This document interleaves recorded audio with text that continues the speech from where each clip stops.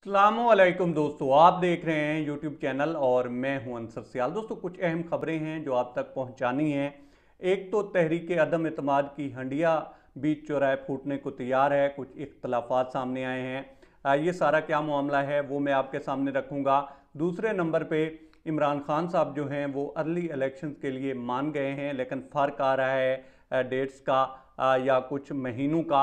ये क्या है और किस तरह से फ़र्क आ रहा है अपोजिशन और इमरान खान साहब की सोच में, ये मैं आपके सामने रखूँगा।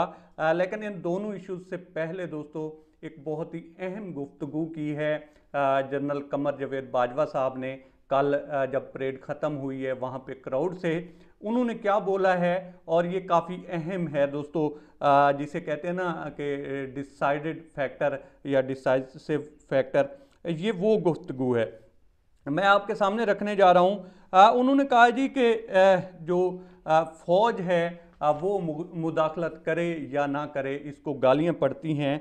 और सियासतदान जो हैं ये सुबह जो है झगड़ते हैं और शाम को ये चाय इकट्ठे पीते हैं। अच्छा, इसके बाद उन्होंने कहा है कि अगर आवाम जो है, और ये काफ़ी अहम फ़िक्र है दोस्तों, अगर आवाम बार बार एक ही तरह के लोगों को वोट देगी तो मसाइल कैसे हल होंगे। सिंध और बलूचिस्तान के नुमाइंदों को चाहिए कि वो ऐसे लोगों को वोट दें कि जो तरक्की पसंद हों। इसके बाद उन्होंने कहा जी कि बलूचिस्तान के लोगों को चाहिए कि वो बाहर के लोगों के बहकावे में ना आए। अब इस सारे में जो अहम चीज़ है वो ये है कि अगर जो नुमाइंदे हैं वो बार बार एक ही तरह के आते रहेंगे और लोग एक ही तरह के जो है लोगों को वोट देते रहेंगे, तो फिर किस तरह से जो है मसाइल हल होंगे या तब्दीली आ सकती है। अब उन्होंने तब्दीली का लफ्ज़ तो इस्तेमाल नहीं किया, लेकिन उन्होंने ये कहा है कि फिर इससे जो है कुछ मसाइल हल होने वाले नहीं हैं। अब अगर हम बात करें दोस्तों, अभी जो रिसेंट डेवलपमेंट हो रही है और ये है अदम एतमाद की हंडिया के बीच चौराहे फूटने की।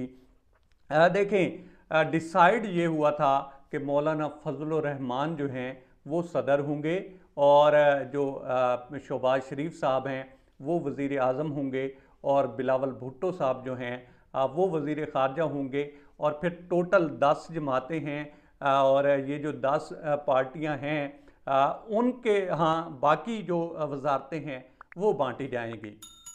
अब इसके चलते PMLN दोस्तों ये सोच रही है कि हम वज़ीर आज़म चूँकि हमारा होगा और फिर बाकी जितनी भी वजारतें हैं वो बांट दी जाएंगी। तो अगर हम ये डिलीवर ना कर पाए तो फिर ये पूरे का पूरा जो पटाखा है वो हमारे सर फूटेगा और हमारे सर जो है ये सारा इल्ज़ाम आएगा। इससे बेहतर यही है कि कुछ लो कुछ दो की बेस पे कोई दरमियानी रास्ता इख्तियार किया जाए। अच्छा, इसी के चलते जो पीपल्स पार्टी है दोस्तों वो ये सोच रही है कि अगर हम वजारत ख़ारजा ले भी लें तो बाकी जो वजारतें हैं वो हमें मिलने वाली नहीं हैं। और अगर इस दौरान हम सारी जमातें मिलकर भी परफॉर्म ना कर पाई तो फिर होगा ये कि इमरान खान जो है वो विक्टिम कार्ड भी खेलेगा और साथ साथ जो है एक नैरेटिव बिल्ड करेगा। और अगर उसकी वेव चल पड़ी तो कहीं ये ना हो कि हमारे हाथ से जो है ये सिंध भी जाता रहे जिसमें अभी फ़िलहाल हमारी गवर्नमेंट है। और साथ साथ जो पीपल्स पार्टी है दोस्तों उनको ये शक पड़ रहा है कि कहीं PMLN जो है वो डील कर रही है। और इसी के चलते फिर कल बिलावल भुट्टो साहब ने अपने कुछ गुस्से का भी इजहार किया है और उन्होंने गेट नंबर 4 का भी जिक्र किया है और साथ साथ जो है उन्होंने जो है काले कोट का भी जिक्र किया है। अब ये दोनों चीज़ें किसने की थी आप सब जानते हैं कि इस हवाले से जो है PMLN मशहूर है कि वो मियाँ साहब काला कोट पहन कर गए थे यूसुफ रज़ा गिलानी के ख़िलाफ़। और गेट नंबर 4 से हमेशा कहा जाता है कि PMLN जो है वो गेट नंबर 4 की पैदावार है। इसके अलावा कल कुछ नामों से भी पुकारा गया वहाँ पे कि जी लोग इस तरह से कहते हैं और बिलावल ने मुंह से ही कहा कि जनाब जो फजल रहमान है उसको डीजल कहा जाता है और शहबाज शरीफ के बारे में भी उन्होंने कहा कि जी इस तरह से इमरान खान साहब उनके नाम बिगाड़ते हैं। तो मतलब ये कि उन्होंने नाम ले भी लिए और इल्ज़ाम जो है इमरान खान साहब के साथ जो है लगा दिया, और साथ साथ उन्होंने गेट नंबर 4 का भी जिक्र किया है और साथ साथ उन्होंने जो है काले कोट का भी जिक्र किया है। अब इन सारी चीज़ों को मिलाएं और साथ साथ ये भी कहा जा रहा है कि जो PMLN है वो ये चाह रही है, और जिसका जिक्र जो है कामरान खान ने भी अपने उन 4 सवालों में किया है। गो कि उन्होंने ये नहीं कहा कि मुझे किसी पार्टी ने कहा है, लेकिन उन्होंने ये कहा है कि अगर जो है अर्ली इलेक्शन हो जाएं और ये जो एक तैनाती होनी है अहम, वो जो है उसको क्लियर कर दिया जाए कि वो एक मुतनाज़ा शख्सियत को नहीं बनाएंगे, और साथ ये जो केसेस चल रहे हैं इसमें भी नरमी बरती जाए तो मामलात हो सकते हैं। और ये भिनक जो है पीपल्स पार्टी को भी लग रही है, और उनको ये लगता है कि पैसे इन्होंने हमारे लगवाए हैं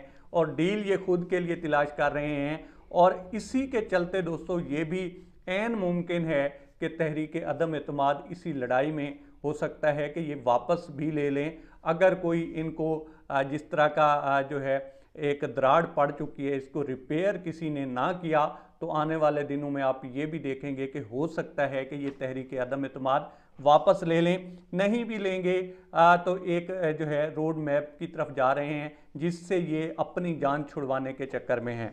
अब जहाँ तक बात है अर्ली इलेक्शंस की, तो इमरान खान साहब को एक पैगाम भेजा गया कि जनाब आप जो है दिसंबर से पहले पहले अपना अर्ली इलेक्शन जो हैं वो कॉल कर दे। लेकिन इमरान खान साहब ने साफ साफ जवाब दिया है और उन्होंने कहा जी अर्ली इलेक्शन मैं खुद भी चाहता हूं, लेकिन जो जाकर आगे 2023 सितंबर अक्टूबर में होने हैं वो मैं चाहता हूं कि 6 महीने पहले हो जाएं, लेकिन इतना पहले भी मैं नहीं चाहता कि हो जाएं। तो इसका मतलब ये है कि वो ये चाह रहे हैं कि ये जो अहम तैनाती है वो करके तो उसके बाद जो है वो इलेक्शन कॉल करेंगे। और अगर 6 महीने पहले का कहते हैं तो वो मार्च अप्रैल बनता है, उसमें जाकर अगले इलेक्शंस होंगे।